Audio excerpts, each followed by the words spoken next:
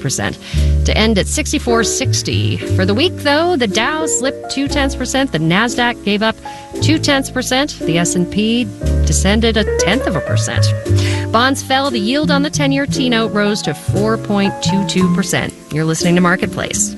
Marketplace is supported by Solidigm. Today's AI ambitions require a different approach to storage. Solidigm offers solid-state storage solutions optimized for AI with higher capacities, greater speed, and energy efficiency. StorageForAI.com. And by Mercury. Mercury offers banking and financial software to help businesses do more in one place. Learn more at Mercury.com.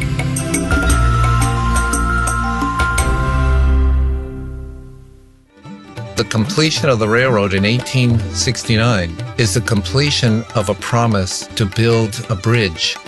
The Transcontinental Railroad connected America, but its builders were silenced. I'm Rhiannon Giddens, Artistic Director of the Silk Road Ensemble. Join us for a special hour of history and music inspired by those who laid the tracks of our nation. This is American Railroad from Silk Road and PRX. Monday night at 8 on WNYC. WNYC support comes from Brooklyn Solar Works, a Brooklyn-based solar firm helping New Yorkers power their homes and businesses.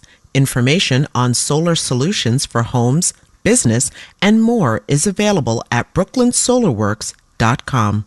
You're listening to Marketplace on WNYC in the 7 o'clock hour of All Things Considered as the federal government challenges years of established science on vaccine safety. Colorado passes a new law letting its health officials consult outside experts. That and more at 7. This is Marketplace. I'm Amy Scott. Buy now, pay later services just keep growing. And a lot of the ads for these services that let you spread out payments over time, usually interest-free, are aimed squarely at women, making debt look fun or even cute. Annie Joy Williams wrote about this for The Atlantic. Welcome to the program. Thanks for having me, Amy.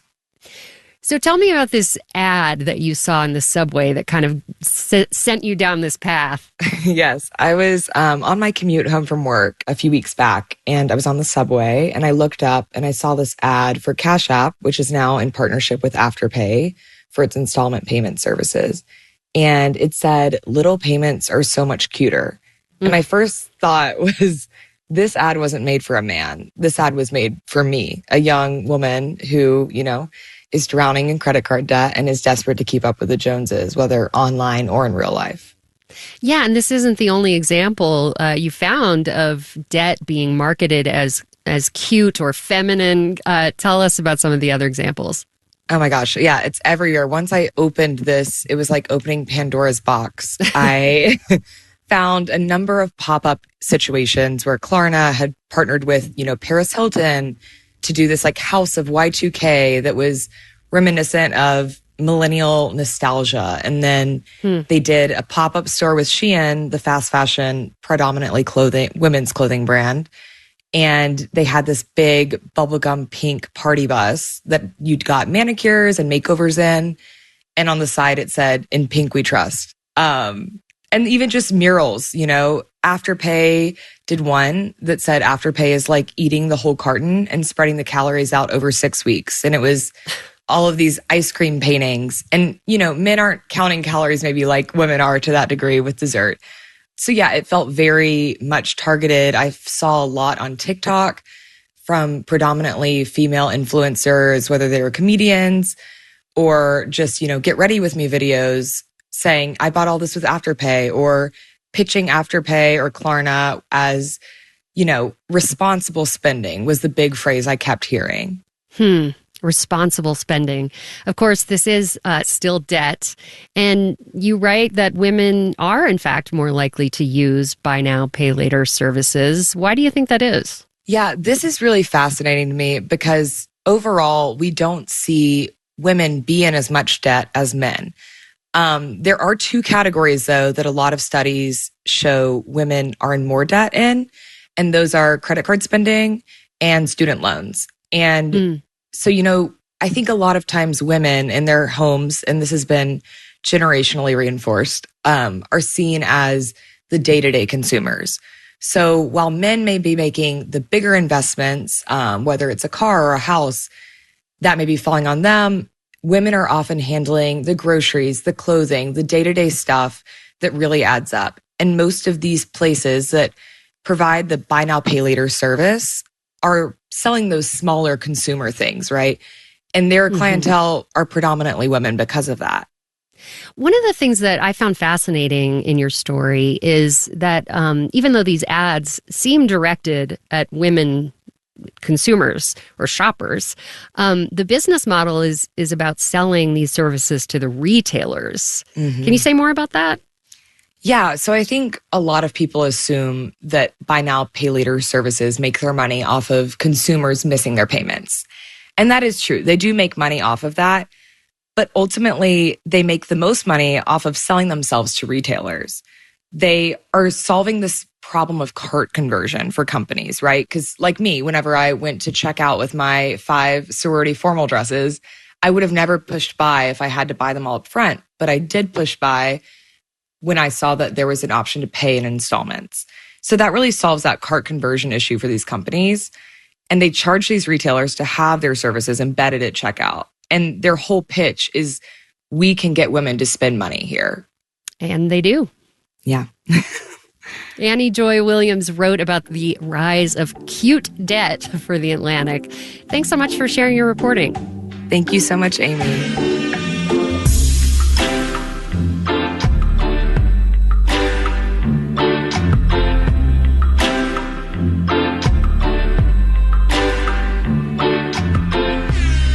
Big tech companies have been in an all-out bidding war to recruit top AI researchers and engineers, maybe none more conspicuously than Meta.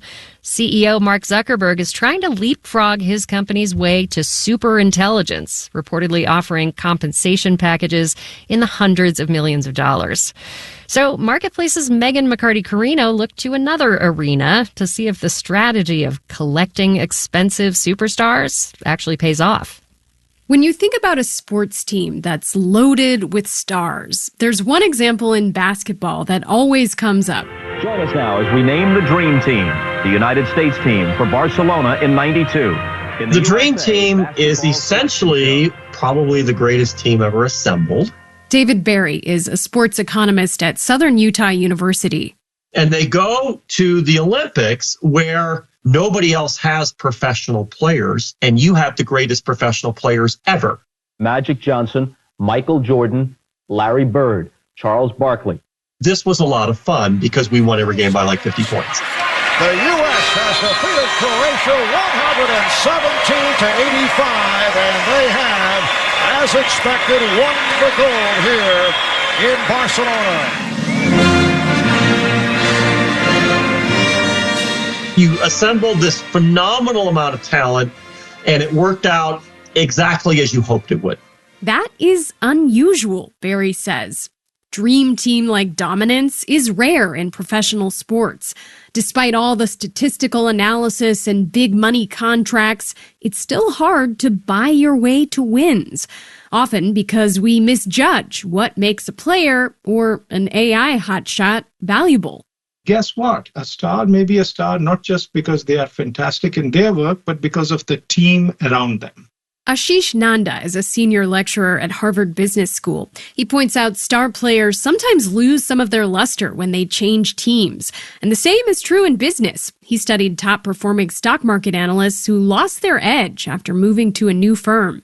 If you think that you can solve your problems by bringing smart people who have done well outside, paying them a ton of money and bringing them in and saying, okay, do your magic again, that's a very risky business. Those massive paychecks could also be a risk, says economist Michael Gove at the University of North Georgia.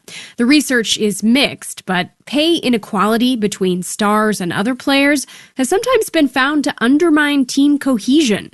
Where people think things are maybe a little unfair, a little skewed too much, and so it ends up having worse team performance. The Yankees don't always win the World Series, and Meta's not going to win every AI battle, because it is possible to have too much of a good thing, says Eric Anisich, a management professor at the University of Southern California, who describes a too much talent effect. Kind of challenging this common and quite reasonable assumption that people have that adding more and more talented people to a team is just necessarily going to always increase team performance.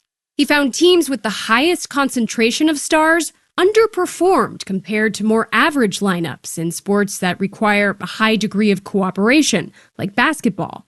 A player has to be comfortable giving the ball up, right? Which is not often the case if you're thinking about superstars in sports contexts.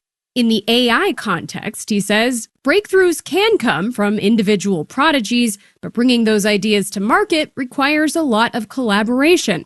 However, drawing conclusions from the outcomes of American sports might not be instructive in the AI race, says Stefan Szymański, a professor of sport management at the University of Michigan.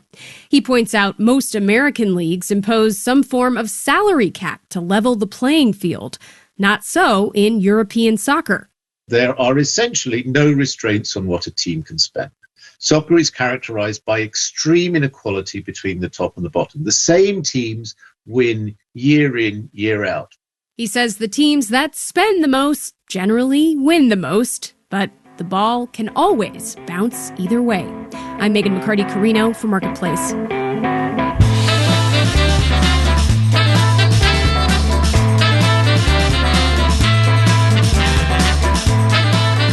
Marketplace is supported by the United States Postal Service, offering postage stamps for purchase at checkout at over 40,000 participating supermarkets and drugstores, and at wholesale clubs Costco, Walmart, Sam's Club, and BJ's.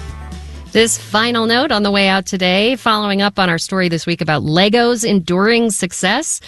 Lego enthusiasts might find themselves out of luck if they're missing a piece or two from a set. 404 Media reports that the company's Pick a Brick store, which sells individual pieces, usually for less than $1, has stopped shipping more than 2,500 pieces to Canada and the United States. Reports link the move to today's expiration of the so-called de minimis rule that exempted small value packages from Trump's tariffs.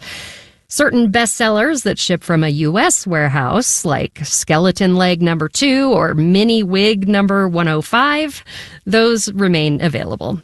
Is there a Skeleton Leg No. 1? Our theme music was composed by B.J. Liederman. Marketplace's executive producer is Nancy Fergali. Joanne Griffith is the chief content officer. Neil Scarborough is the vice president and general manager. And I'm Amy Scott. Have a great weekend. We'll be back on Monday.